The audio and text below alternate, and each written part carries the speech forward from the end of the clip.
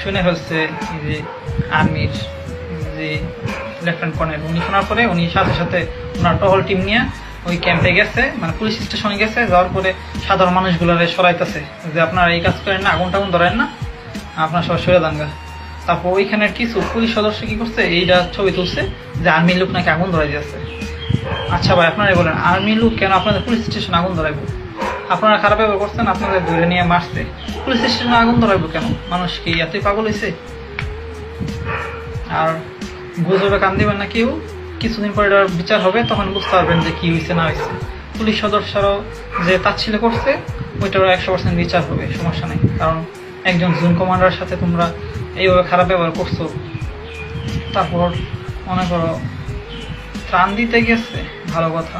এখানে তোমরা মির্জাফর বেঈমান বলার কি আছে? এখানে কি মানুষের হেল্প করা কি অপরাধ নাকি?